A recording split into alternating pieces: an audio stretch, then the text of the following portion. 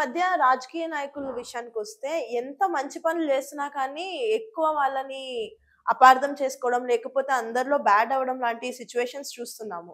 So, దీనికి reason ఏమంటారు? ఇప్పుడు మనం రాజకీయంలో పోవాలంటే పబ్లిక్‌లో పేరుండాలి. అందరిలో మంచి పనులు చేయాలి.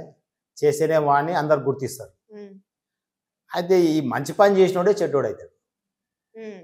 ఎక్కువ మంచి పని ఎవరైతే చేస్తారో వాళ్ళకే చెడ్డ పేరు వస్తుంది చివరికి. హ్మ్. ఫస్ట్ స్టార్టింగు బాగానే ఉంటుంది. నువ్వు దాన ధర్మాలు చేస్తుంటే బాగానే ఉంటుంది. ఒకనాడు దానం చెబితే రెండో రోజు తిడతాడు ఆ రోజు. అవును. అన్ని రోజులు చేసిందంతా వేస్ట్ అవుతుంది. కరెక్ట్. అన్ని రోజులు నువ్వేమేమి పెట్టినావు అన్ని వేస్ట్ అవుతాయి ఒకనాడు చెప్పతే. హ్మ్. ఇది కూడా అంతే అన్నాడు.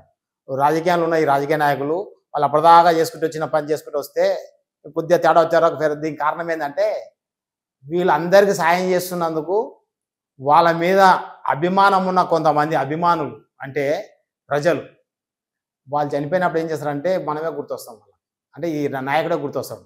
ఒక నియోజకవర్గంలో ఒక ఎమ్మెల్యే ఉంటాడు. అతను ఆ ఏరియాలో ఉన్న పేదవాళ్ళకి కానీ లేకపోతే ఏదైనా జాబ్ ఇప్పించడం కానీ లేకపోతే ఏదైనా స్థలాలు ఇప్పించడం ఇల్లు కట్టియడము ఏదైనా నోటి మాట కానీ డబ్బు సాయం కానీ చేస్తారు. చేస్తే ఏమవుతుంది ఆ కుటుంబానికి ఈయన మీద గౌరవం పెరుగుతుంది బాగా. మా నాయకుడు మా లీడరు ఈయన మాకు మంచిగా చేసిండు అది ఇది అని. అప్పుడు ఏమవుతుంది వాళ్ళ ఇంట్లో ఎవరైనా సడన్గా చనిపోతారు. వాళ్ళ ఇంట్లో అందరూ కూడా ఆయనను పూజిస్తుంటారు. దేవుడు మా మా లీడర్ అంటారు. ఆ సడన్గా చనిపోయిన వ్యక్తి ఏమవుతాడు ఈ ఎమ్మెల్యే ఇంటికి వస్తాడు. ఆత్మ ఈయన ఇంటికి వచ్చేస్తుంది. వచ్చేసి ఈయన దగ్గర ఉండిపోతుంది ఇంట్లో. మనం బ్రతికున్నప్పుడు ఎవరికైనా సహాయం చేసి అతనికి హెల్పింగ్ చేస్తే బతికున్నప్పుడు మనం చేసినాం అతనికి సాయం. వాడు చనిపోయిన తర్వాత వాని ఆత్మ మనం చచ్చిపోయేదాకా బతికేయాలి. మనం చచ్చిపోయే వరకు కూడా వాని ఆత్మకు మనమే తిండి పెట్టాలి. అన్ని పనులకు మనమే సేవ చేయాలి. కాబట్టి వీళ్ళు రాజకీయ నాయకులు బతికున్నప్పుడు అందరికి సాయం చేసి హెల్పింగ్ చేస్తే ఆ హెల్పింగ్ పొందిన వ్యక్తి ఎవరైతే చనిపోతారో వాళ్ళ యొక్క ఆత్మ ఈయనింటికి వెళ్తుంది. వెళ్ళినందుకు వీళ్ళు ఇబ్బంది పడుతున్నారు. ఇప్పుడు మ్యాక్సిమం ఇప్పుడున్న రాజకీయంలో ఉన్న నాయకులు అంతా పెద్ద పెద్ద చిన్నోళ్ళు కాదు. మామూలు ఎమ్మెల్యే అయినాడు మామూలుగానే ఉన్నాడు.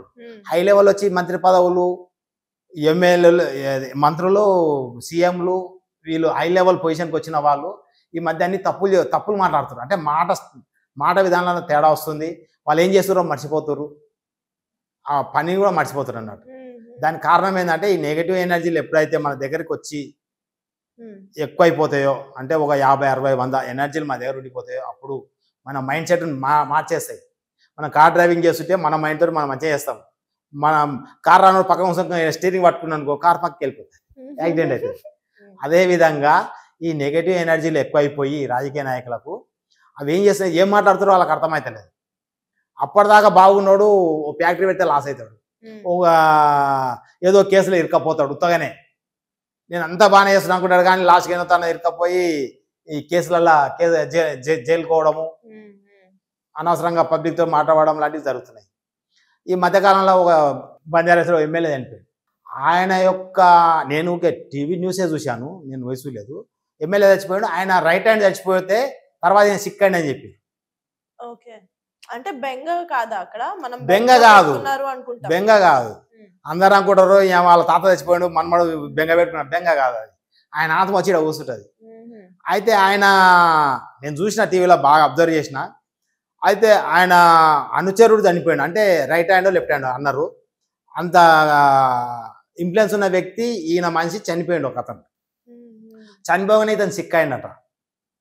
సిక్ అయ్యిండు. నేను చెక్ చేసిన ఆయన ఫోటో కూడా నెగిటివ్ ఎనర్జీ కనబడ్డది. అయితే ఆయన సిక్ అయి బాగానే కొడు హాస్పిటల్ వేసింది. హాస్పిటల్కి వెళ్ళి శవమే వచ్చింది కానీ మనిషి రాలేదు ఇంటికి. చనిపోయాడు హాస్పిటల్లో. అయితే నేను అట్లా సిక్ అయినా నా దగ్గరకు వచ్చేనా నన్ను పిలిచినా నేను తక్కువ చేస్తా. ఈ లక్షల రూపాయలు కోట్ల రూపాయలు హాస్పిటల్ ఖర్చు పెట్టే పని లేదు. ఎవరైతే ఎనర్జీ వచ్చిందో ఆ ఎనర్జీని బంధిస్తే ప్రాబ్లం తక్కువ అవుతుంది. లేచి కూర్చుంటారు ఇట్లా. అయితే హాస్పిటల్కి అన్కాన్షియస్ ఉన్నాడు. అసలు ఆయన ఏం మాట్లాడలేదు, అన్కాన్షియస్ అంతే అయిపోయింది. లాస్ట్ డాక్టర్లు ఏం చేశారు వాళ్ళకి తెలిసిన టాబ్లెట్లు ఇంజక్షన్లు ఏవేవో ఇస్తారు మంచిగా అవుతుందేమో అని. అది జబ్బు కాదు కాబట్టి మంచిగా ఎట్లయితుంది అర్థం కాదు కదా. జబ్బుకి అయితేనే అది వాళ్ళు ఇచ్చిన మెడిసిన్ పని చేస్తుంది. జబ్బు కానప్పుడు రియాక్షన్ అవుతుంది. అయితే ఇప్పుడు ఎక్కువ శాతం ఇలానే జరుగుతుంది హాస్పిటల్లో. జబ్బు ఒకటి ఉంటే టాబ్లెట్ ఒకటి వేస్తారు, ఇంజక్షన్ ఒకటి ఇస్తారు. అది అర్థం కాకపోతే నీకు కొత్త జబ్బు వచ్చింది, దీనికి ప్రాబ్లం తగ్గ కాదు, ఇది అబ్జర్వేషన్ రేటర్లో చెక్ చేయాలంటారు, ఇంటికి అని చెప్తారు. అయితే ఈ మధ్యకాలంలో రాజకీయ నాయకులు మొత్తము వాళ్ళు ఏం మాట్లాడుతారో అర్థమైతే లేదు, వాళ్ళు ఏం చేస్తుందో అర్థమైతే లేరు, వాళ్ళు చెప్పేదంతా మేము కరెక్టే అన్న ధోరణిలో పోతున్నారు. కాబట్టి అవన్నీ తప్పులే మాట్లాడుతారు. మాట్లాడినాక తర్వాత 2 రోజులకు మళ్ళీ రోజు తెలుస్తుంది మేము తప్పు మాట్లాడినామని. మళ్ళీ దాన్ని సంజాయిషి చేయకపోతే కుదరదు కదా, ఒకసారి తప్పు మాట్లాడినాక తప్పైనట్టే. దీనికి అంతటికి కారణం ఏంటంటే వాళ్ళ ఇంట్లో చనిపోయిన వ్యక్తులు, వాళ్ళ వంశంలో చనిపోయిన పూర్వీకులు, వాళ్ళ మీద అభిమానం ఉన్న చనిపోయిన ప్రజలు, వాళ్ళ దగ్గర పనిచేసి చచ్చిపోయిన సేవకులు, వాళ్ళ దగ్గర పనిచేసిన డ్రైవర్లు ఉంటారు కదా, వాళ్ళకి అభిమానం ఉంటుంది ఈ సార్ అంటే. వాళ్ళ ఎమ్మెల్యే కానీ సార్ కానీ ఎవరో ఒకరు అభిమానంతో ఆ ఎనర్జీలు అన్ని వాళ్ళ ఇంటికి వచ్చేసి వాళ్ళ ఇంట్లో ఉండిపోతాయి. ఆ ఎనర్జీలు వీళ్ళు వెనక తిరుగుతుంటాయి. ఎప్పుడు మనం ఎక్కడ పోయినా సరే మనకి ఎనర్జీలు అటాక్ అయ్యి మనం ఇబ్బంది పడుతుంటే మన ఇంకా ఒక 15 నుంచి 21 ఎనర్జీలు మన వెనక తిరుగుతుంటాయి టీం. ఆ టీం మనం ఎక్కడ పోతే అక్కడ గన్మెన్ లాగా వస్తుంటాయి, కంటికి కనబడవు. కానీ మనము ఈడ మాటని అదే మాట్లాడతాము, తిరుపతి పోయిన అదే మాట, ఏడిపోయినా ఒకటే తిరుగుతాం. మన మాటల తడబడకము, మాట తీరు స్పష్టత లేకపోవడము, మనం ఏం చెప్తున్నామో తప్పుగా మాట్లాడము, స్క్రిప్ట్ ఉన్నా సరే కొద్దిసేపట్లో తప్పు మాట్లాడేస్తారు. మ్యాక్సిమం స్క్రిప్ట్ పెట్టుకునే మాట్లాడతారు, అయినా తప్పు మాట్లాడతారు.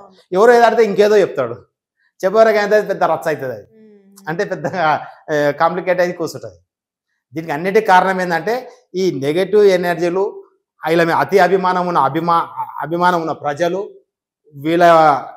వాటితోటే ఇబ్బంది వచ్చింది. ఇబ్బంది వచ్చి వీళ్ళు ఇప్పుడు రాజకీయంలో ఉన్న వాళ్ళంతా హై లెవెల్ పొజిషన్లు ఉన్నా కానీ కరెక్ట్ వేళ పోలేకపోతున్నారు. ఏమవుతుందో అర్థంగా వాళ్ళకి అర్థమైంది ఏమవుతుందో. అయితే ఇప్పుడు మీరు చెప్పిన దాంట్లో ఎవరి మీద అయితే మనం ప్రేమ ఎక్కువ ఉందో ఆ ఆత్మలు మన దగ్గరకు వస్తాయి అని అన్నారు కదా. కానీ అంటే ప్రాక్టికల్ గా సినిమాల్లో చూపించిన నాలెడ్జ్ ప్రకారంగా నా డౌట్ ఏంటంటే పగతో చచ్చిపోయిన వాళ్ళు, కోపంతో చచ్చిపోయిన వాళ్ళు కదా మనకి వాళ్ళ యొక్క కక్షను తీర్చుకోవడానికి మన దగ్గరకు వస్తారంటారు. ఎనర్జీలకు పగాగిగా ఉండదు. ఎనర్జీలు వచ్చి కత్తి పెట్టి ఏం పొడవు. ఎనర్జీలకు పగ ఉండదు, అతి ప్రేమ. ఇంకొకటి, మనం ఎవరికైనా అప్పిచ్చినా, నువ్వు ఒక వ్యక్తికి అప్పిస్తావు, వాడు చచ్చిపోతాడు. వాడేమనుకుంటాడు, అతి నిజాయితీ పరుడాడు. వాడేమనుకుంటాడు, అయ్యో సార్ నీ అప్పు నేను తీర్చకపోతే అని ఆత్మ మన ఇంటికి వస్తుంది బాధతో, వచ్చి మన దగ్గర ఉండిపోతుంది. ఇక మనం ఏదైనా అప్పు తీసుకున్నాం అనుకో, అప్పు తీసుకున్నాం బాగా గుర్తుపడు, మనం మనకి అప్పు ఇచ్చినా వాడు చచ్చిపోతే మన ఇంటికి వస్తారు. అప్పు కట్టపోతే సార్ నీ తాను కానీ మనం మన దగ్గర అప్పు తీసుకున్నాం, వాడి డబ్బు మనం కట్టలే, వాడు చచ్చిపోతాడు, నువ్వు నాకు డబ్బు ఇచ్చేది అని వస్తుంది. మనం మనకి డబ్బు ఇచ్చినా వస్తుంది, వానికి మనం డబ్బు బాగానే వస్తుంది. మరి అవతల పక్కన నిజాయితీ పరుడు అని అంటున్నారు కదా, మరి అలాంటప్పుడు వాళ్ళ ఆత్మ మంచిది అవ్వాలి. కానీ మంచిదే, ఇక్కడ ఇదండి, శరీరం ఉంటే ఆత్మ, మనం మాట్లాడే నేను మాట్లాడే మాట కానీ నేను చూసే ఇదంతా ఆత్మనే. మన శరీరంలో ఉన్నంతసేపు శరీరం ఉంటే దీనికి పాజిటివ్ పవర్ మనం మాట్లాడగలుగుతాం. శరీరం వదిలేసినాక నెగిటివ్ ఎట్లా మీకు చెప్తా చూడండి. బంగారం ముద్దు ఉంటుంది, బంగారం ఫుల్ పాజిటివ్ పవర్. దాన్ని శానబెట్టి దాన్ని చాకులాగా తయారు చేసినాక నువ్వు ఏడబట్టుకొని కోసినా తెగుతుంది, రక్తం వెళ్తుంది, కోసుకపోతుంది. అదే విధంగా బంగారాన్ని కత్తి చేసి బంగారం కత్తి కోసి ఎట్లా తెగుతుందో ఈ ఎనర్జీ కూడా శరీరం ఉన్నంతసేపు మనం పాజిటివ్ పవర్, శరీరం వదిలేస్తే నెగిటివ్ అవుతాము. ప్రేమతో మన దగ్గరకు వస్తుంది కానీ మనకు నష్టం. బంగారు కత్తులు చుట్టూ పెట్టి ఎక్కడికి తిరిగి ఎక్కడ తిరిగిన తల్లి తెగుతుంది కదా. ఈ ఎనర్జీ కూడా అంతే, మన చుట్టూ కూర్చుంటే వచ్చి మళ్ళీ ఏ పని చేయనియవు, మనం ఎటు మళ్ళీ ఇబ్బంది వాటితోటి. కాబట్టి ఇలాంటి ఇబ్బంది పడుతున్న రాజకీయ నాయకులు ఎవరైనా సరే ఉంటే వాళ్ళు నన్ను సంప్రదించినా ఈ నెగిటివ్ ఎనర్జీలను తీసి వాళ్ళు బాగా చేయడం జరుగుతుంది. వీళ్ళందరూ ఏం చేస్తారంటే ఎక్కువ పూజలు చేపించుకుంటారు. ఎన్ని పూజలు చేసినా మైండ్ కొద్దిసేపే స్టేబుల్గా ఉంటుంది, తర్వాత ఎనర్జీలు మళ్ళీ ఎప్పుడో దాడి చేస్తాయి. కాబట్టి ఎనర్జీలు మొత్తం తీసేస్తేనే వాళ్ళు కరెక్ట్ మాట్లాడగలుగుతారు, ప్రజలకు మంచి సేవ చేస్తారు, ఇంట్లో కూడా కుటుంబంతో మంచిగా ఉంటారు. లేకపోతే కుటుంబ పరంగా ఇబ్బంది పడతారు, పబ్లిక్ ఇబ్బంది పడతారు, డబ్బు నష్టపోతారు, చెడ్డ పేరు వస్తుంది. ఇవన్నీ జరుగుతాయి ఈ నెగిటివ్ ఎనర్జీల వల్ల. Okay, thank you so much గురుగారు. నమస్కారం.